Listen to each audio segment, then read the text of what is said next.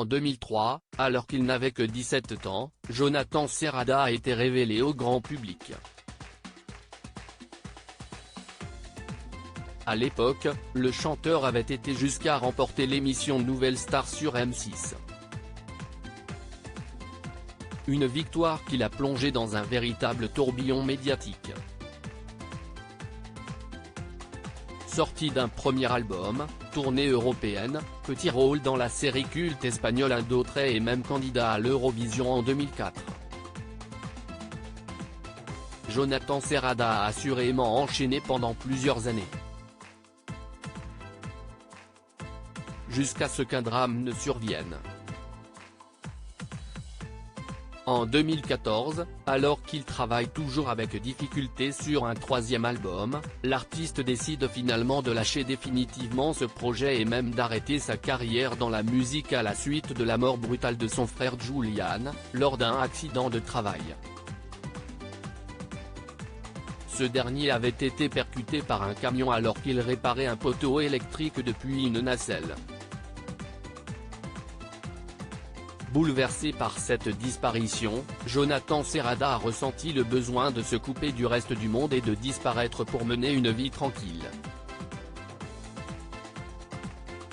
J'en parle avec émotion, si est vrai que ça a été un grand moment, très difficile.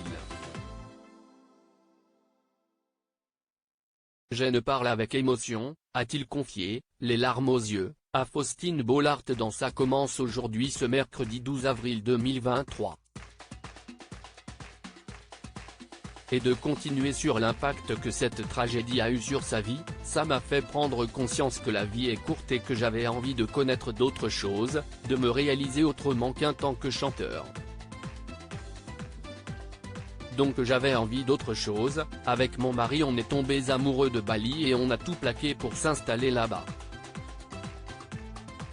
Ainsi, pendant 5 ans, Jonathan Serrada et Théo, qu'il a épousé en 2014 et avec qui il a eu leur fils Milo en 2019, ont vécu un rêve en Indonésie.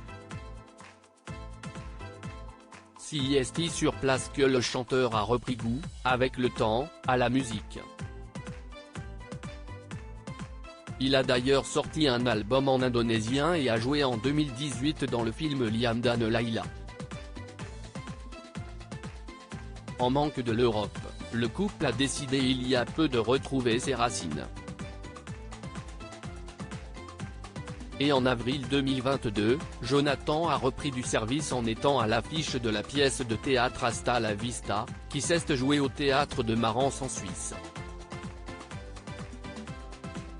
Plus récemment, il a décroché un rôle dans la pièce de théâtre Cougar qui peut, aux côtés notamment de Nicolas Waldorf.